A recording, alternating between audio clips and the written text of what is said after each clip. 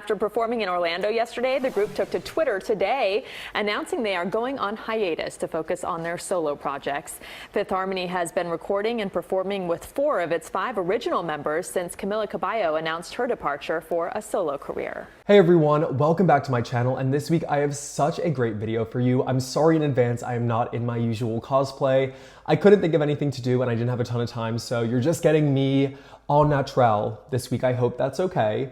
But we will be talking about the rise and fall of Fifth Harmony. One of the most prominent girl groups in the 2010s. They had so many hit songs, we all knew who they were, but honestly from start to finish, they were a mess. There were a lot of things that went on behind the scenes that ultimately led to their demise, but the raw talent and charisma was there from the start. So let's throw it all the way back to the beginning. In July of 2012, Ally Brooke, Normani, Camila Cabello, Lauren Jauregui, and Dinah Jane auditioned for The X Factor.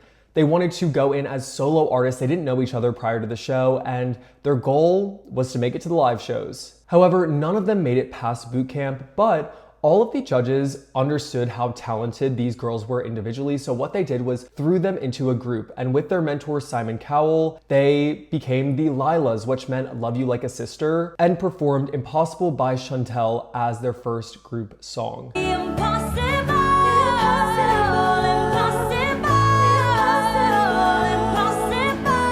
It absolutely wowed Simon Cowell and Mark Anthony, who was a guest of his on the show at the time, and that is what actually got them to the live shows. So they were able to accomplish their goal, despite it not being how I guess they originally thought they were going to get there. But we already run into a little bit of a conflict here because there was already a band called the Lilas that was threatening legal action. So what they had to do was change their name ahead of these episodes. So by October of 2012, they performed under their new group name 1432, which Katy Perry is quaking in her boots right now.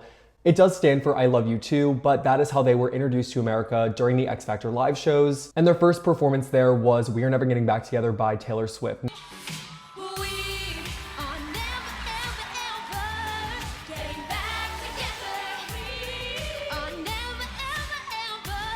Now, another note, Simon despised this name. He wanted them to get rid of it ASAP. So a month later, he kind of left it up to the public, and after a vote, Fifth Harmony became the group's final and permanent name. They ended up placing 3rd on the competition, and some of these standout performances was first, Anything Can Happen by Ellie Goulding. They sung this in the semifinals, and sidebar here, this song by Ellie Goulding is so good. She knew exactly what she needed to give us in the early 2010s, and I don't think I've thanked her enough for this. Seriously, Ellie was it, and I want her to come back to music really, really strong in 2026. Anyway, in the finale, they sung Give Your Heart a Break with Demi Lovato, of course, who sings the song and who was a judge on the X Factor at the time, so they did that as a group plus Demi performance. And then they sung Let It Be by the Beatles, and finally Christmas, Baby Please Come Home, the Mariah Carey version. Another thing I want to point out here is Demi Lovato consistently only praised Camila throughout their run on X Factor. There was only one person that shined, and it didn't click for me tonight. I want to see you guys click. I think you need more practice. You're out. You. Okay, Which one? It took a little interrogation. We all signed. Camila? Yes, I think you guys should all learn something from her. The fact that she was the judge that performed with them in one of their final songs was honestly comical because she called out Camila every week saying she's the most talented and paid the other members dust, which may be a place where we can kind of pinpoint these cracks. And that's crazy to say because this was before they even got a record deal. However, Simon did end up signing them to Psycho Music, his label, in a joint deal with Epic Music. And the summer after, in July and August of 2013, they were doing a promotional mall tour. Again, I'm pausing here because I need to say we need to bring back mall tours. The Harmonize America tour was great. They did it at malls across the US. They were like working. This is something that we do not see anymore. No one does a mall tour. And I think it'd be camp if an artist went back and started to do that. But back in the early 2010s, this was the formula you needed to follow in order to break into the mainstream. They did gain a lot of popularity through this. They were singing a ton of covers at the time. That's really what they were known for, but it got them on the radar for a lot of young fans. During this time is also when we get the infamous Red performance with Camila Cabello doing the absolute most, and all the other members are telling her to like stop doing these runs, and like she's being tapped. Red, red, red. Loving him is red, red, red, red, red, red. On the heels of that, they were also invited to open for Cher Lloyd in September for her I Wish tour. And it was then where they actually announced that their first headlining tour was coming after the release of their EP. Cher Lloyd was doing charity work at that time, but Cher Lloyd saw the vision, and I will always respect her for that. Better Together was Fifth Harmony's first EP. It sold 28,000 copies in the first week, which is honestly pretty good, and it peaked at number 6 on the Billboard 200 chart. The lead single from this project is one that you definitely know, Miss Movin' On. This song was super fun. It charted on the Billboard Hot 100, and this really springboarded their career because in November, they performed on the red carpet at the AMAs, and then followed that up by opening for Demi Lovato on her Neon Lights tour. At the end of that year, they also ended up working with Disney for a new version of their series, The Next Big Thing, which was a way to highlight artists who were kind of skyrocketing into fame, or a way to provide smaller artists with a platform to document their journey into becoming famous. But they were backed by Disney, Radio Disney, and it helped Fifth Harmony get a younger audience to pay attention to them because they were being shown during commercial breaks and doing interviews on Radio Disney. So I think that that was a really smart move at the time. 8 months later, in July of 2014, is where we really start to get into it, because they released the lead single to their first album, which was Boss. Every day is payday. Swipe my card, then I do the nay-nay. Oh my god, this song is so good. Michelle Obama. Michelle Obama, purse on heavy, getting no $1. Seriously, this song is so amazing. Also, they really were working. They were doing so much. I feel like that was kind of the vibe back then. You were just kind of run into the ground by your label, which a lot of artists now are really setting boundaries. But if you think about it, an EP followed by a single for their debut album that would come out the next year is really crazy. That song debuted at number 43 on the Billboard Hot 100, making it their highest debut yet. And Michelle Obama loved her lyrics so much in this song Michelle Obama, purse on heavy, getting no $1. that they actually invited the group to perform at the White House. They performed a cover of Mariah Carey's All I Want for Christmas Is You at the National Christmas Tree Lighting Ceremony. This was great. And no, it is not confirmed that Michelle Obama invited them because she heard her name in their song Boss. But I'm saying that because I'm just assuming that's how it went down. Then in February of 2015, Reflection, the group's debut album, was released. There was so much discourse about this album ahead of its release, so we're gonna get into that right now because it is honestly so funny. The rollout was crazy because they revealed this album cover thinking that they ate down so hard, and fans clocked them so quick. It looks like a Pixar photo. Honestly, it has like Pixar text and stuff, but all of them are wearing outfits that do not match. Like, they're not the same vibe. Some are business casual, some are ready to go to the club. It's such a mix match of random outfits, and fans were so upset. They were like, you need to change this right now. And so after a little bit of tooling around, they ended up actually switching the album cover before its release and said, you know, we actually like this one better too. Thank you guys for giving us your input. Honestly, it kind of was a metaphor for the group in general. Just the idea of them being so disjointed in their outfits on their debut album cover. Their biggest song from this album was Sledgehammer. Again, stunning song. It was actually written by Meghan Trainor, and they were booked doing anything and everything at this time. They actually performed at a Sam's Club corporate event.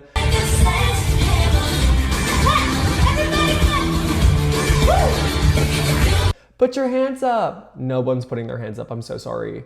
That video, rent-free in my head, but they were doing so many random promo moves and random performances that you kind of had to know who Fifth Harmony was. The most commercially successful song from this album was actually Worth It featuring Kid Ink. It peaked at number 12 on the Billboard Hot 100, and all of this together got them nominated for some awards during this era. They won Favorite New Artist at the Kids' Choice Awards, they won a Teen Choice Award for Best Summer Song, and they really were doing the damn thing. They were known, they were winning awards, they had huge songs, and this is kind of the life that they dreamed of when they applied for X Factor as teenagers. That's another thing I forgot to mention. They were all so young. When they first started on X Factor, they were all teenagers. But this is really where we start to get rocky. In November of 2015, Camila Cabello released a song with Shawn Mendes titled I Know What You Did Last Summer. Hit.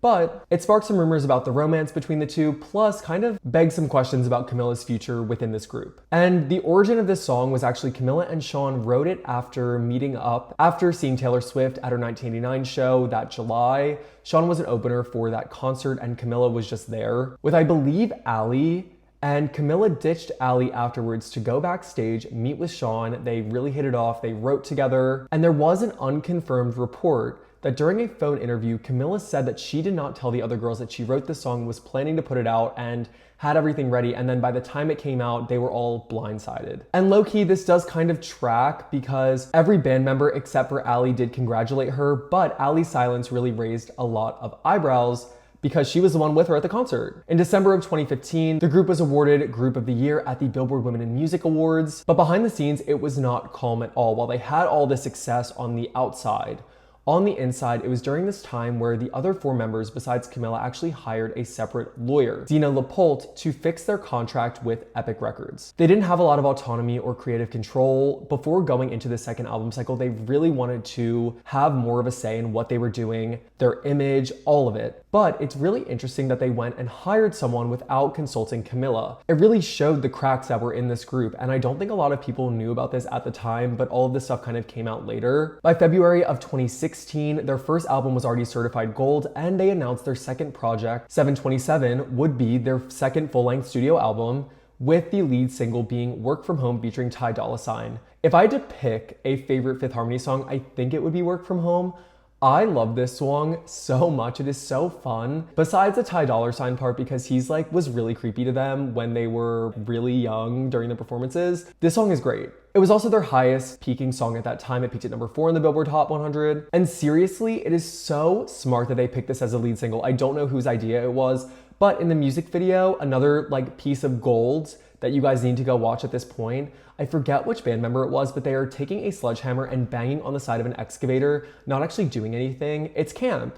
I say this all the time, like this is so camp. And they actually recreated this too when they performed outside on Jimmy Kimmel, like in the lot.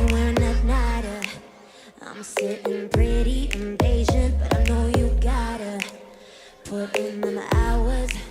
I'ma make it harder.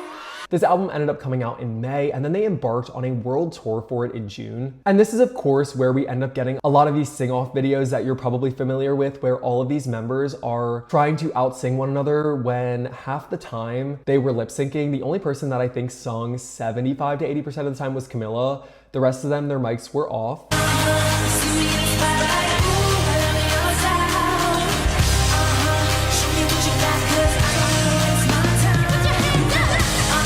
And that's not a problem. Like, I think if you're gonna serve, you can lip sync a little, but their dancing was off as well.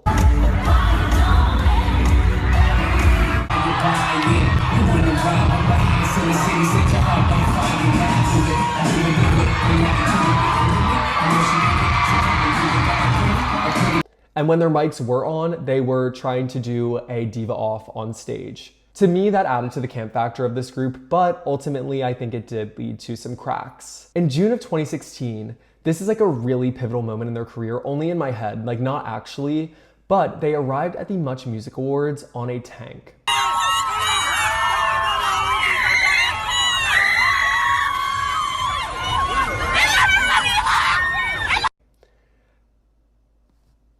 I don't know why they did this. I don't understand why they did this, but it is a video that I have not stopped thinking about since I saw it for the first time. They are in ball gowns, hanging off the side of a tank, coming on this red carpet. I don't know where they got the tank. I don't know who came up with this idea, but I would do anything for them because it is so insane that they did this. But it was a great promotional tool because everyone was talking about them. Throughout this album cycle, there was also visible tension between all of the girls. Through interviews, performances I already mentioned, but like specifically in interviews too, you could tell that they were fed up with her. Also in meet and greets, the photos that they were taking were not it. Very clearly, there was something wrong. Camila was also papped with a manager named Robert Gold at the time, and it kind of begged a lot of questions as to why Camila had her own talent manager rather than one with the group. People felt like that was her soft launching the fact that she was going solo. Later on, they found out that he was actually hired before the other 4 members hired that lawyer, so it actually makes a little bit more sense. They probably found out that she hired Roger. The other 4 knew that Camila was going solo soon, so they wanted to renegotiate their contract as a foursome, but that's just alleged at this point. Another thing that I found really interesting is that there were a lot of meetings behind the scenes at this time trying to figure out how they could get these 5 girls to work together again. They needed to change something and would call these meetings, but allegedly Camila never showed up. And when they embarked on this tour, they actually hired a therapist, like their label hired a therapist to go with them to try and make some breakthroughs and get them to become friends again, instead of performing as a group and pretending to like each other on stage for an hour and a half and then going back to hating each other the second they stepped off. But clearly that didn't work, because in December of 2016, Camila officially left Fifth Harmony. On December 18th, I remember this so clearly because Fifth Harmony posted a statement. I saw it on Twitter, but it was on all of their socials, saying that they were informed by Camila's representatives that she would not be continuing in this group. Now, Camila responded to this statement saying that this was like news to her. She was acting kind of confused as to all of this, but clearly it was her decision. That's kind of what I believe. We don't have insane confirmation on this. It's kind of two sides to the story and the truth lies somewhere in the middle. But that is what the group said. Camila informed them via her team that she would not be doing Fifth Harmony anymore. And of course, as you can assume, this got extremely messy with a stan war starting. There were all of Camila's stans going against the rest of Fifth Harmony and vice versa. It was really messy. In 2017, the four girls continued on as a group and released a self-titled album that debuted at number 4 on the Billboard 200 chart, which was actually pretty good. And they embarked on a tour as well for this. At the same time, Camila is releasing Havana, which became a huge song. So Fifth Harmony was having group success while Camila was having insane solo success, which I think, again, led to these other girls and her having this rift and not being able to repair it, plus the fact that the stans were getting vicious on both sides. The group definitely tried to change their image a little bit after Camila decided to leave. They wanted to appeal sexier and more adult because they've grown up. That first single, Down, featuring Gucci Mane, felt like they were leaning into that, and I am noticing that they are wanting a rap feature to kind of recreate the work from home success, but I feel like the four of them were so talented on their own, they could have released a single without having a male rapper on it and it would have done great. Especially with the Camila stuff, any press was good press at that time, so I think people would have been interested to see what the four would have come up with without having that feature as the lead single. However, it was clear the budget was not as big for this era. It seems like the label support definitely dwindled. The 2017 VMAs, when the group performed as a quartet, they opened up their performance and you could see 5 shadows on the stage and people were shook. They were like, oh my God, is Camila coming back to do a surprise? But no, it was a dummy that they blew off the stage before they started singing. You said I was an angel. I'm sorry, like, this was so insane that they did this. This was so crazy. They teased the entire audience, made it seem like Camila was coming back and they were all good. But no, they like yanked her dummy doll off the stage and the four of them continued to sing, definitely sending a message to Camila that they were ready to fight dirty. And again, the stan wars continue. And then on March 19th, 2018, they actually announced their indefinite hiatus. I think it's really hard because this group had so much potential and they really did show it at times. But when you really go back and examine the footage, the performances, the behind the scenes, it was definitely disjointed, it was clunky. I compare some of their performances to like very Ginger Fox-esque from iCarly. Some of these girls were just stomping around the stage and individually they're all so talented and they can do choreo. Like Normani is one of the best dancers out there, but like I don't think they utilized her enough. There were times when Ali was in the back like just doing cartwheels for no reason. It felt so messy and all of these girls weren't gluing together as they should have as a group, especially when you compare it to some of the girl groups now, like a K-pop group. I'm thinking Cat's Eye off the top of my head, like their choreo is so down pat, and Fifth Harmony was never like that. It was definitely a little bit rough around the edges, but again, I think that's what endeared people to them, and the fact that they were so young. They had a great fan base and they had a great run. I also want to run through some other behind the scenes overarching themes. One thing is, Camila actually talked about this on Lena Dunham's podcast after she left the group, but she felt sexualized in that position as a teenager, which is something that she didn't want to feel right away. I think the label really tried to push that image on them, which is something that they maybe didn't want in the beginning, but they did change to wanting that later on once they became more adult. Normani now opens up about her being completely sidelined, and another thing I have to mention, I can't make this video without it, was the Normani and Camila racist jokes of it all with Camila's tweets, which was not good whatsoever, and it made Normani feel less than within the group as well, not just from the label, but from the other group members as well. She's opened up about this, she said how much it hurt, and she also felt like she was being sidelined musically, and as I said, they didn't utilize her dancing, they weren't utilizing her musically, so she felt really left out. There was also favoritism towards Camila since the very beginning. Honestly, as I said, we can trace it all the way back to Demi speaking to them on X Factor.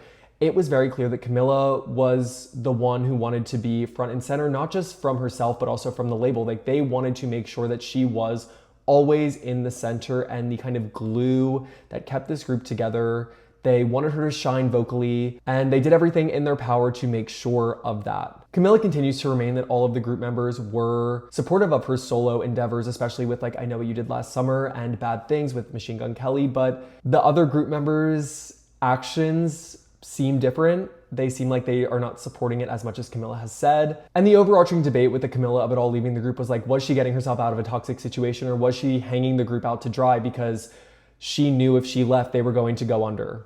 I don't know. I don't know the answer to that question. I probably think it's a combination of both. She knew that she wanted to move on to become a solo artist. She knew that the label was going to back her. And I think at that time, she may have just been like, okay, whatever. If I need to go behind the group's back to push myself and propel myself to be the star I always wanted to be when I was 16 or 15 on X Factor, I'm going to do it. But I'm curious to hear your guys' thoughts on that. But now we're in 2025. It has been years later, and all of these girls have seemingly made up. They are all doing their own solo performances. They have some albums out, and they want to shine in their own right. I could do a video on all of their solo music, and that would be a 30-minute video in itself, so I'm not gonna do it in this one, but if you want that, definitely let me know. My overarching thoughts about that is Camila's CXOXO was the most underrated album of 2024, and why did it take Normani like 5 or 6 years to release her debut album, and then she did not promote it whatsoever? Like, her label has been out to get her since the beginning.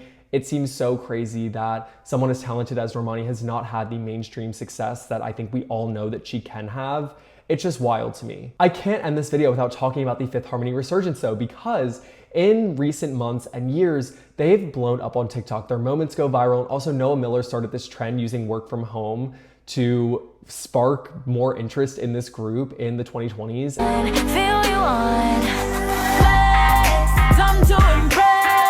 And it actually led to a little bit of a conversation being had behind the scenes about a potential reunion between these girls. It was published in Rolling Stone, which is a really reputable source, so there must have been some sort of credibility to that. We don't have any more details right now, but just know a Fifth Harmony reunion could be something that we could see. So I don't know. I think that this group in itself was great. I love Fifth Harmony's music, and I'm gonna go back and listen all the time because I think that they're extremely talented.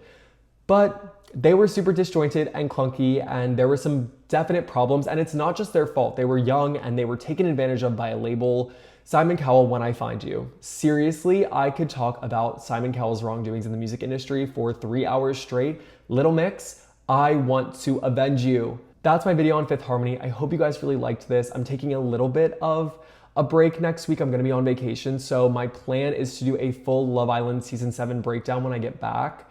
Let me know if you guys are interested in that, but have a great week. Please like, comment, subscribe, share with your friends, and love you. Bye.